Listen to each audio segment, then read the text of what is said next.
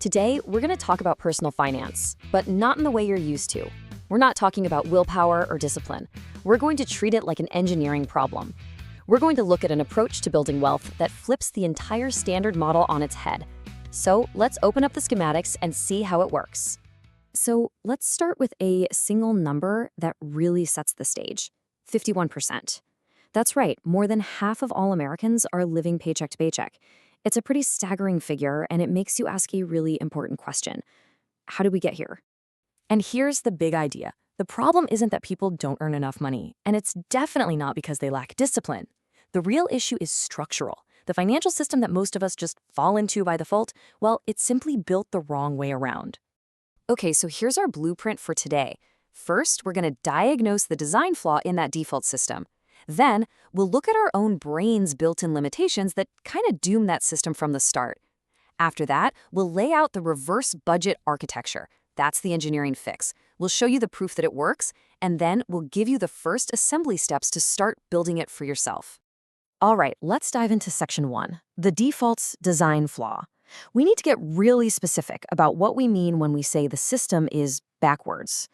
We're talking about something called the residual system. This slide lays it out perfectly. On the left, you've got the default way of doing things. Your paycheck comes in, you spend money on bills, groceries, fun, whatever, and then you try to save what's left over, the residue. But on the right, you see the fix. Your income comes in, and you immediately route money to your savings and investments. Then, and only then, do you spend what's left. It's such a simple switch in the sequence, but the results are, well, they're massive.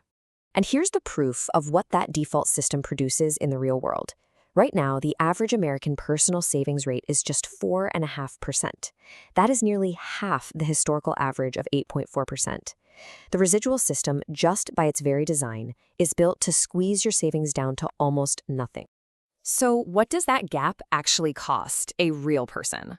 Well, for a household earning about $70,000 a year, that difference comes out to $2,730 every single year. You compound that over 30 years, and you're looking at $273,000.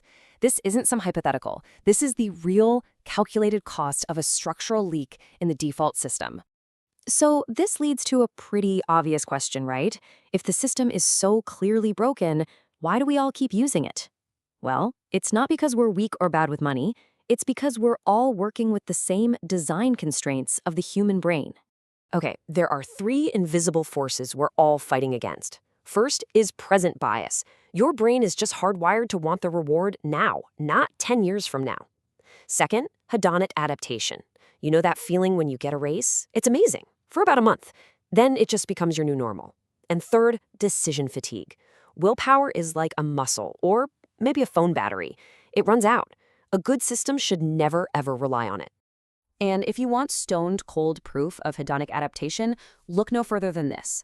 A full 36% of people earning 6 figures are still living paycheck to paycheck. This just proves it's not an income problem. It's a system problem, where our spending just naturally expands to eat up whatever money is available. Which, finally, brings us to the solution. Section 3, the reverse budget architecture. You know, if the problem is a design flaw, the only answer is better engineering. This is it. This is the single, non-negotiable rule that makes the entire system work. Your saving and investing happens first, automatically. The second your paycheck hits, it happens before you even have a chance to think of that money as being available to spend. The system makes saving the default action, not an afterthought. So, how does it work? Well, the whole architecture runs on 5 interlocking gears. Gear 1, your retirement contribution. That's pre-tax. Gear 2, automatic transfers to your emergency fund. Gear 3 automates moving money into a taxable investment account. Gear 4 automates extra payments on your high-interest debt. And finally, Gear 5, that's what's left. That's your spending account. And the best part? You can spend that money completely guilt-free because all the important work is already done. Okay, so this all sounds great in theory, but we need to see the proof. Does this actually work in the real world? Let's move on to Section 4, the system's proof. Oh, you bet it does. Some academics formalized this exact system in a famous study called Save More Tomorrow. And just look at these results. When they offered it to people, 78% signed up. And in just over 2 years, their average savings rate nearly quadrupled. It went from 3.5% all the way to 13.6%. Why? Because they made one decision to opt in, and the automated system did all the heavy lifting from there. And this timeline really shows you the incredible long-term power of this automated system. So for a 25-year-old, the growth seems kind of slow at first, 32 grand by age 30. But then the compounding engine really starts to fire up. The balance hits over 100 grand by 35, and then it just keeps accelerating, projected to blow past $2 million, all from just letting the architecture run on its own. The most important thing to take away from this is that it's totally achievable. So let's move into our final section, number 5. Your first assembly steps. This is about taking action and actually building the machine starting this week. Here are 4 concrete, non-negotiable steps. First, contribute enough to your 401k to get the full employer match. That's free money, a 100% return. You can't leave it on the table.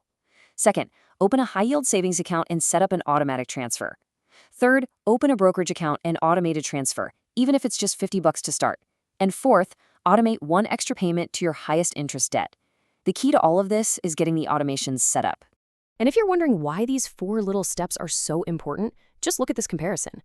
The median retirement balance for someone who just runs the default residual system is only $44,000. But for someone with the exact same income who's running the reverse budget, the projection is $2 million. The only thing that changed was the system, the sequence in which the money moved. That's it. Let's really land on this because it is the most important takeaway of all. Living paycheck to paycheck or not having enough for retirement, these are not failures of your character. They are the predictable outputs of a flawed system. If you run the default system, you're going to get the default result. It's that simple. So that leaves us with one final question. You've now seen the 2 different systems and you've seen their 2 very, very different outcomes. You can keep the system you have now and get the result it's designed to give you.